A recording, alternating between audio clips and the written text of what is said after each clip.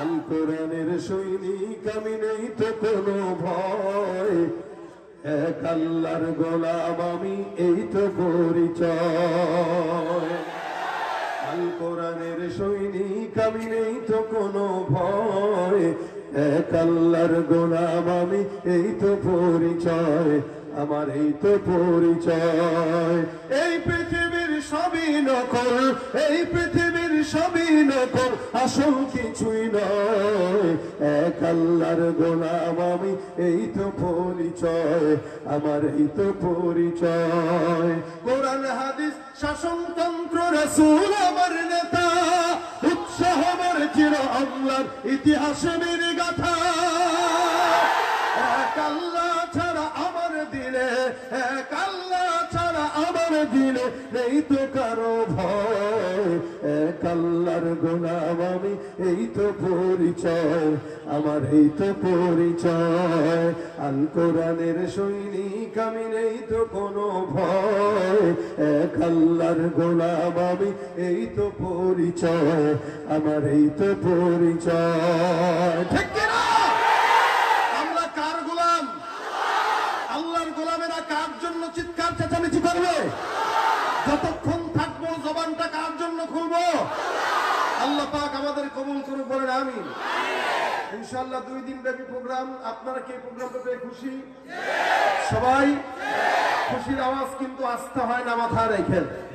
এই জন্য আমি আগেই বলেছি, আপনাদের আওয়াজ কমবে তো আমার ওয়াজও কমবে, আওয়াজ থাকবে তো ওয়াজও থাকবে ইনশাআল্লাহ।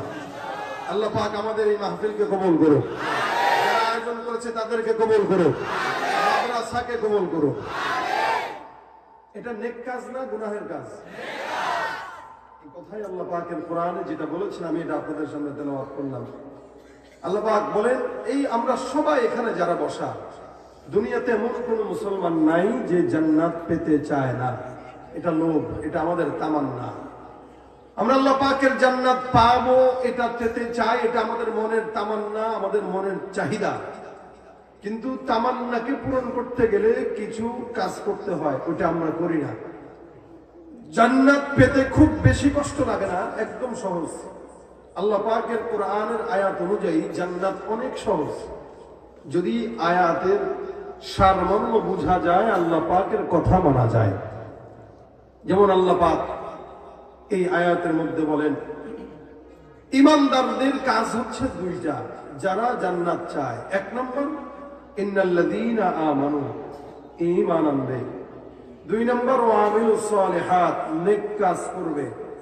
শুধুমাত্র কাজ 2টা, একটা ঈমান, 2টা নেক কাজ। এই 2টা কাজ যদি কেউ করে তো আল্লাহ পাক রব্বুল আলামিন বলেন, না কানাত লাহুম জান্নাতুল ফিরদাউসি নুজুলা, সবগুলোরে আমি আল্লাহ জান্নাতুল ফিরদাউস দিয়ে দেব। কথাটা কার? আল্লাহ পাকের কথা সত্য না? ইন্না ওয়াদাল্লাহি হক, আল্লাহ পাকের ওয়াদা সত্য। যা বান্দার সঙ্গে আল্লাহ কথা দেয় সব আল্লাহ পাক পুঙ্খানুপুঙ্খানু পূরণ করে। এটা এক বিন্দু কোনো পরিমাণ আল্লাহ পাক এদিক সেদিক ঘটায় না। এখানে আল্লাহ পাক রব্বুল আলামিন বলেন, ইন্নাল্লাযীনা আমানু ওয়া আমিলুস সালিহাত কানাত লাহুম জান্নাতুল ফিরদাউসি নুজুলা।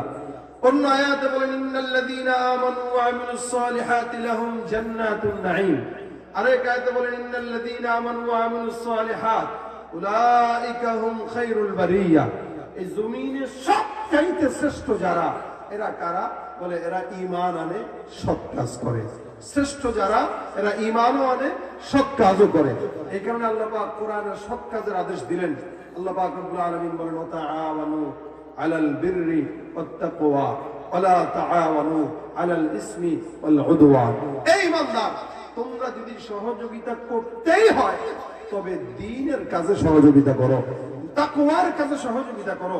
গুনাহের কাজ সহযোগিতা করা যাবে না, নাফরমানি কাজ সহযোগিতা করা যাবে না। কেন? ঈমানদারকে নেক কাজ করার আদেশ দেওয়া হয়েছে, এটা ঈমানদারের কাজ। সর্বপ্রথম আল্লাহ বলেন ঈমান আনতে, আগে ঈমান আনো, ঈমানদার হয়ে যাবে। এগুলো আল্লাহ পাকের ওয়াজ, নসিহত। এই যে আপনারা প্যান্ডেল সাজাইলেন, মাইক আনলেন, স্টেজ করলেন, এটা তো এখনকার জামানার নতুন কোনো উদ্ভাবন বিষয় নয়। এটা আল্লাহ পাক রব্বুল আলামিন জমিন সৃষ্টি করার থেকে নিয়েই বান্দাকে ওয়াজ করেছেন, নবীদেরকে প্রেরণ করেছেন যেন নবীরা তাদের উম্মতকে ওয়াজ করে। বর্তমান সময়ে কিছু মানুষ ওয়াজ মাহফিল শুনলে এদের মাথায় কিছুটা আগুন লাগে যে কোত্থেকে পাইলো, নতুন বেদাত শুরু করছে, প্যান্ডেল টাঙায় মাইক সাজায় টাজায় ওয়াজ করে, এগুলো তো রাসূলের জামানায় ছিল না। আরে রাসূলের জামানায় ছিল না বললোটাকে? নবী করিম মসজিদে নববীতে বসে বসে ঘন্টার পর ঘন্টা সাহাবা একরাম অপেক্ষা করতেন রাসূলের একটু নসিহত শোনার জন্য। এজন্য নবী হাদিসে বলেছেন, আদ-দীনু আন-নসিহা, দিনটাই হলো নসিহত। সুবহানাল্লাহ। নসিহত যতদিন থাকবে দিন টিকে থাকবে, নসিহত নাই তো দিনও ধ্বংস। কথা বুঝেন নাই? নসিহত থাকবে তো কি থাকবে? ঈমান ইয়াকিনের মুযাকারা থাকবে তো কি থাকবে? দাওয়াত তাবলীগের মেহনত থাকবে তো কি থাকবে? দুনিয়া থাকবে। দিন থাকবে, নসিহত থাকবে তো দিন থাকবে, দিন থাকবে তো দুনিয়া থাকবে। নসিহত নাই, দিনও নাই, দিনও নাই তো দুনিয়াও। এগুলো আল্লাহ পাক সৃষ্টির শুরু থেকে নিয়ে এই পর্যন্ত করে আসছেন। যুগে যুগে যত নবী আল্লাহ পাক পাঠিয়েছেন সব নবীদের কাজ ছিল ওয়াজ করা। আল্লাহ নিজেও ওয়াজ করেছেন। এজন্য আল্লাহ কোরআনে বলেন, ইন্নাল্লাহা নি'ম্মা ইয়াইযুকুম বি, নিশ্চয়ই আল্লাহ পাক বান্দাকে কি করেন? ওয়াজ করেছেন। ইয়াইযুকুম বি, তোমাদেরকে ওয়াজ করেছেন কে? আল্লাহ। তার মানে ওয়াজটা এখনের শুরু না, হ্যাঁ, পন্থা পরিবর্তন হয়েছে। আগে মাইক ছিল না, মাইক আসছে, এটা জামানার চাহিদা অনুযায়ী। প্যান্ডেল ছিল না, প্যান্ডেল আসছে। এমন স্টেজ ছিল না, হয়তো এমন স্টেজ নতুন করে আসছে। পর্যায়ক্রমে এভাবেই পরিবর্তন হয়। তবে মুলাখাস যেটা, মূল যেটা, ওটা কিন্তু নসিহা, ওটা কিন্তু আগেও ছিল, এখনো আছে। শুরুতেই ওয়াজ। এই জন্য আল্লাহ পাক ঈমানদারকে ওয়াজ করেছেন। আবার কিছু কিছু ভাইরা আছে যারা বলে মুমিনদেরকে ওয়াজ করা দরকার কি, এরা তো ওয়াজ জানেই। আমাদের দেশের নেতাদেরকে স্টেজে উঠাই দিবেন, আমি কি ওয়াজ জানি, আমার চেয়েও বেশি ওয়াজ জানে। অনেক ওয়াজ করবে, 1 ঘন্টা 1.5 ঘন্টা মাইক ছাড়বে না। আমরা তো 1 ঘন্টার উপরে ওয়াজ বন্ধ করে দিই, এদের 2 ঘন্টাও মাইক ছাড়ে না এরা, কারণ অনেক ওয়াজ জানে। ওয়াজ শয়তানও জানে, কিন্তু পার্থক্য আছে না? এই ওয়াজ আল্লাহ পাক ঈমানদারদেরকে ওয়াজ করেছেন।